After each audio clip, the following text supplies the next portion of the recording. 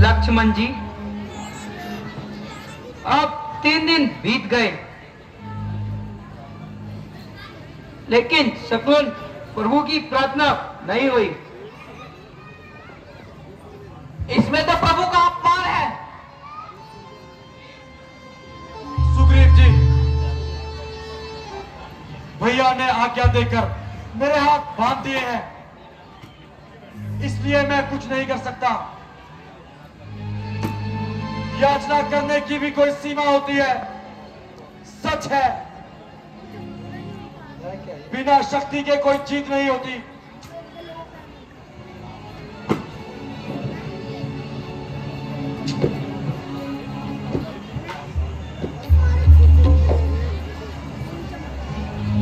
हे महासागर, भूतकाल साक्षी है। रघुवंशी सदा परिहितकारी बनकर कुछ न कुछ देते रहे हैं, कभी किसी से कुछ लेते नहीं, याचना नहीं करते। रघुवंशी राम ने पहली बार अपने अधिकार से कुछ मांगा है, सच्चे हृदय से तुम्हारी उपासना की है। रोक ले। 3 दिन से विधिवत पूजा करने के बाद भी उत्तर में तुम केवल अपने अहंकार का ही गर्जन करते आए हो। तुम पर राम की प्रार्थना का कोई मोल नहीं पड़ा। तुम राम की विनम्रता को उसकी असमर्था जानकर उसकी जड़ बने हो। अब तक संसार ने राम की कृपा देखी है, राम का क्रोध नहीं देखा। लक्ष्मण, मेरा धनुष और सर्पों के समान भयंकर बाण ले आओ। हाँ, संसार राम का क्रोध भी देखेगा।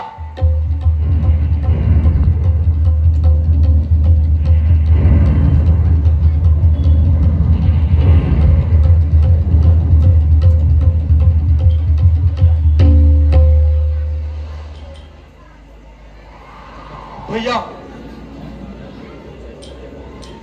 ये कार्य हम पहले ही कर लेते तो यह समय व्यर्थ ना जाता। अब एक क्षण भी व्यर्थ नहीं जाएगा। हे सागर, अब तू ध्यान से सुन। जो राम तुझको बतलाता है, किस बूटे पे तू अकड़ रहा, रघुवत तुझको दिखलाता है। अपनापन बहुत निभाया मैं, कई रजनी दिवस मनाया मैं, और उन्हें तुझको स्वीकार नहीं माना तूने, आभार नहीं। हम क्या है तुझे दिखाते हैं, पल भर में अभी मिटाते हैं। लक्ष्मण, समीप मेरे आना तो, चाप मेरा पकड़ाना तो, एक बाण से इसे हटाता हूँ, धरती से इसे मिटाता हूँ। लंका पर आज ही है जाना, क्या इसके बल पर रण ठाना। मैंने सोचा इन्हें मान मिले, धरती पर भर सम्मान मिले। कामी हरि महिमा ना सुनता, क्रोधी भी शांति ना चुनता। लोभी विराग से दूर रहे, मनुष्य स्थल ज्ञान को व्यर्थ करे। इनको समझाना है वैसे, मूसल में बीज पड़े जैसे। क्यों चला तोलने राम को तू, इस राम बिना किस काम का तू। मेरी महिमा तो न्यारी है, तुझ पर सौमित्र ही बारी है। पहले दिन लक्ष्मण बोला था, शायद तेरा मन इसने तोला था। आज्ञा जो पाता शेष मेरा, ना रहता कहीं अब शेष तेरा। नित धनुष उठाता लखन अगर, बिन मांगे देता मुझे डगर। ये देख अंजनी के लाल है ये, तेरे जैसों के काल है ये, इनके धाक से रवि कम पाया था, फल समझ उसे जब खाया था। हनुमान इशारा भी पाते, चुल्लू में तुझको पी जाते। यूं चला तोड़ने राम को तू, इस राम बिना किस काम का तू। मेरी महिमा तो न्यारी है, तुझ पर सो मित्री वारी है। जब सखा भविष्य नियुक्त कही, जाने क्यों मुझको लगी सही। इस करके तुझे मनाया है, मनुराग का पग अपनाया है। सच्चे हृदय से तुझे पुकारा है, तू समझा राम बेचारा है। रामत्व देख अब राम का तू, रामत्व देख अब राम का तू, ले पकड़ मार गई दांत का तू। लक्ष्मण शीघ्र जाओ, मेरा धनुष और सर्पों का समान भयंकर बांध ले आओ। जो आज्ञा भैया। लीजिए भैया। अब मैं अग्नि का संधान कर इस समंदर को पाताल तक सौंप दूंगा। यहाँ जल के नाम पर केवल रेत और पानी ही रह जाएंगे, जिससे मेरी समझ करना उस ओर चली जाएगी।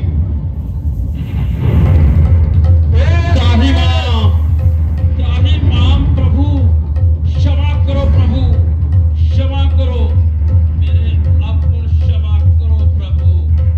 आप तो सर्वशक्तिमान हैं स्वामी, आपको बाण बताने की क्या आवश्यकता है प्रभु। आपकी इच्छा मात्र से ही मैं खुद सूख जाऊंगा। यदि आए प्रलय से पहले, यदि आप प्रलय से पहले प्रलय लाना चाहते हैं तो अपना आपको अधिकार है प्रभु, अन्यथा इस अग्नि बाण से मेरी रक्षा करो प्रभु, मेरी रक्षा करो। हे सागर, मुझे तुम्हारे वचनों से संतोष हुआ। मैं तुम्हारी मर्यादा भंग नहीं करूंगा, किंतु मुझे यह उपाय बताओ कि जिससे मेरी सेना उस ओर चली जाए और तुम्हारी मर्यादा भी भंग ना हो। हे नाथ, इसका उपाय बड़ा सरल है। आपकी सेना में नर और नील नाम के दो भाई हैं। वह अपने हाथ से कुछ भी सामान उठाकर पानी में फेंकेंगे तो वह सामान कभी नहीं डूबेगा। यदि यह दोनों भाई अपने हाथ से जल में पत्थर डालकर समुद्र के ऊपर सेतु बनाने का कार्य करें तो लंका तक एक ऐसा सेतु तैयार हो जाएगा जिस पर चलकर आपकी सेना समुद्र पार हो जाएगी।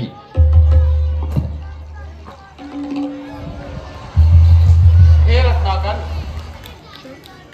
हे सागर, हम तुम पर बहुत प्रसन्न हैं। तुम्हारी उदारता देखकर हम तुम्हारे ऋणी हो गए हैं। अब तुम्हें एक और समस्या का समाधान करना होगा। आज्ञा दीजिए प्रभु। मेरा ये बाण अमोघ है, एक बार इसका धनुष पर संधान हो जाए तो ये बिना लक्ष्य को भेदे वापस नहीं आता।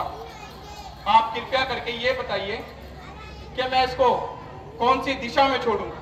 हे प्रभु, आप इसे पश्चिम दिशा की ओर छोड़ दीजिए, जिससे यह वहां के सभी राक्षसों का संहार कर दे। तथास्तु।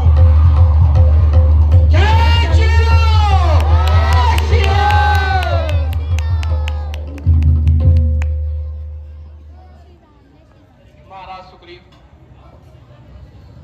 आप अपने वानरों से कहिए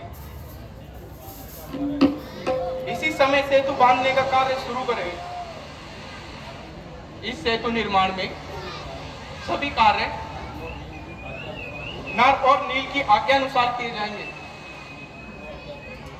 जो आज्ञा प्रभु।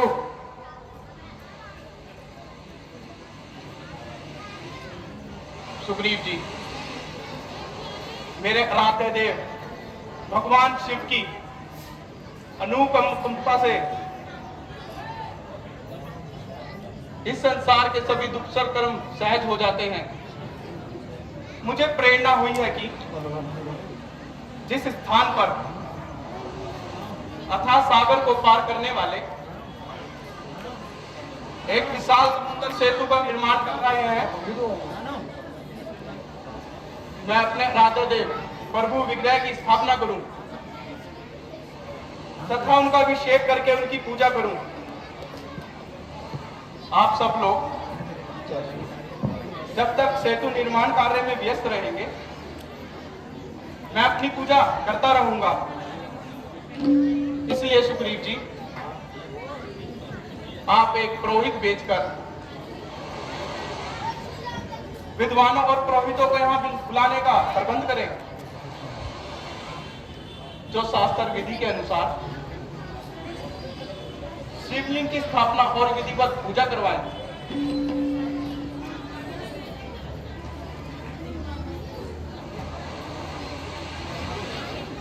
क्षमा करें प्रभु जी, समुद्र तट के चारों ओर दूर दूर तक ऐसा कोई ब्राह्मण नहीं है जो पूजा कर सके। परंतु सुग्रीव जी, बिना पूजा किए सेतु समुद्र का कार्य आरंभ ही नहीं हो सकता। क्या भगवान हमारी और मुझे युद्ध करने की आवश्यकता ही क्या है? मेरी सेना में एक से बढ़कर एक बलशाली सेना है।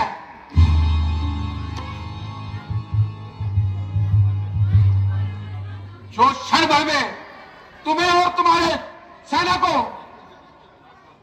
देखते ही देखते विनाश कर देंगी।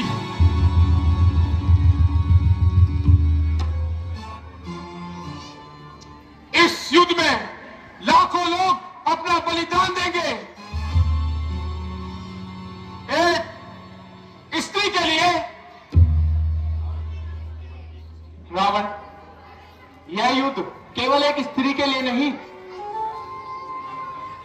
यह युद्ध संपूर्ण नारी जाति के स्वाभिमान के लिए है, जगत जननी के सम्मान और सुरक्षा के लिए है।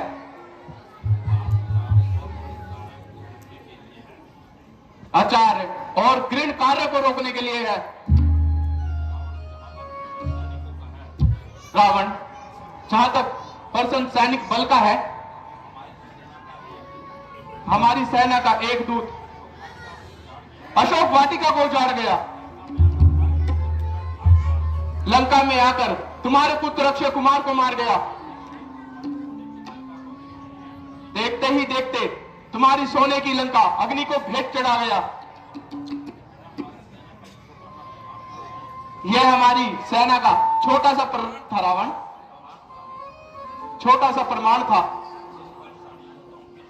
जिन बलशाली योद्धाओं की तुम बात कर रहे हो, वो उस समय कहां थे रावण?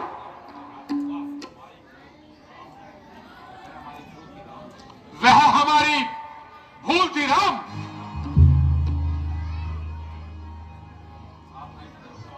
हाथ आए शत्रु को हमने जीवित जाने दिया, लेकिन वह भूल अब नहीं होगी। छुपकर बांध चलाना कुछ और बात है राम, आमने सामने का युद्ध कुछ और।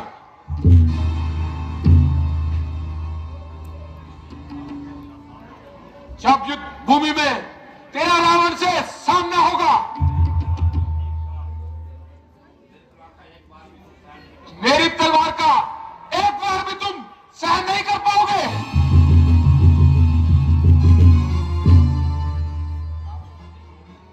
रावण प्रतिशोध लेगा। अक्षय कुमार का प्रतिशोध, उन सभी लंका वासियों की हत्या का प्रतिशोध, जिसकी हत्या हनुमान ने की है।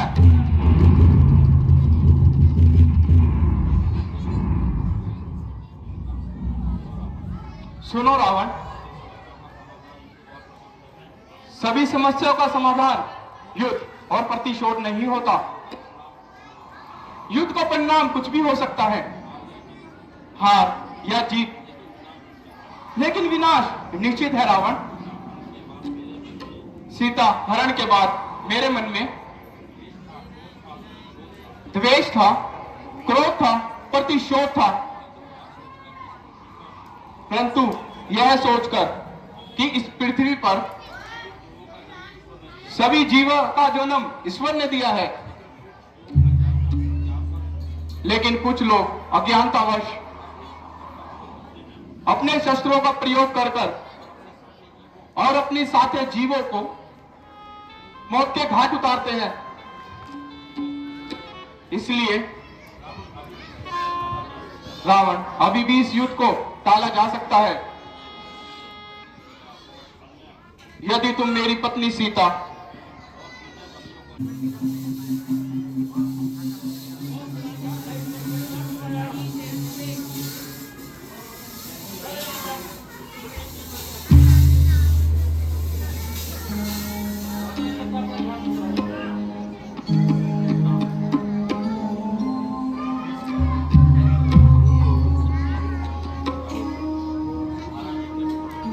तुम्हारा यज्ञ पूर्ण हुआ,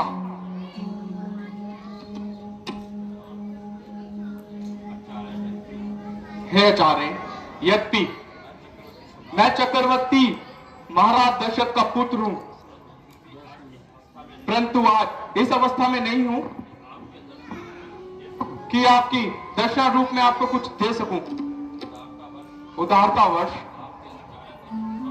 आपके आचार्य धर्म अनुसार शिवलिंग की स्थापना करके जो मुझ पर उपकार किया है, उसका धन्यवाद मैं शब्दों में नहीं कर सकता। आपकी दक्षिणा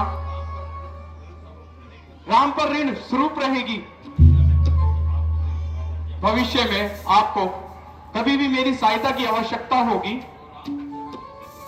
तो राम अपने वचनों से पीछे नहीं हटेगा।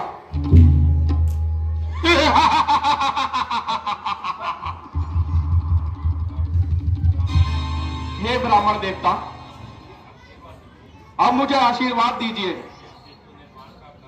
यह सेतु निर्माण का कार्य पूरा होने पर हम लंका पर चढ़ाई कर सके और विजय प्राप्त करें।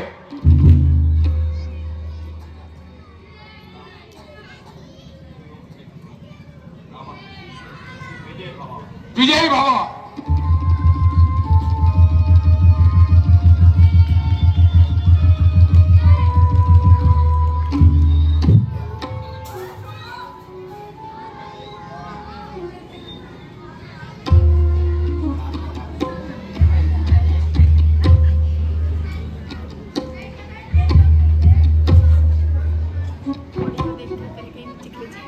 पर्वत शिखर पर पहली किरण पड़ते ही हम युद्ध आरंभ करेंगे। मैं आप सबसे पूछता हूं, क्या इस युद्ध में आप सब राम के साथ हैं? इस युद्ध में युद्ध करोगे? मैं आप सबसे पूछता हूं। अरे भाई उठ के बोल लो, बोलते भी तो नहीं है। जय श्री राम। जय श्री राम।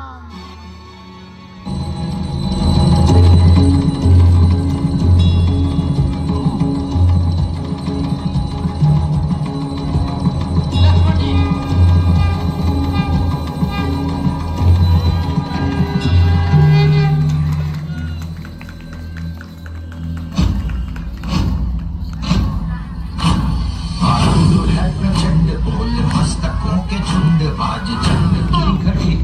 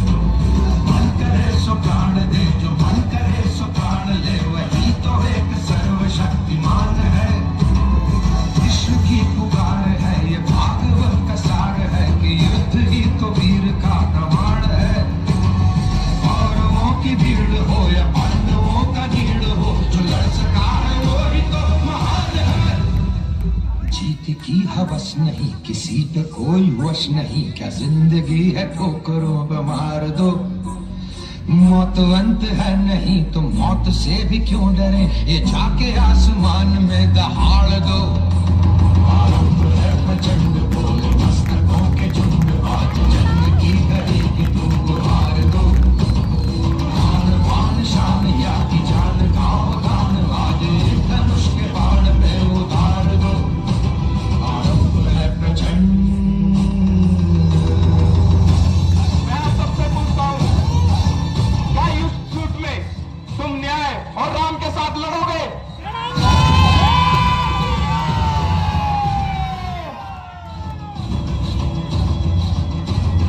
वो दया का भाव या कि शौर्य का चुनाव, या कि हार का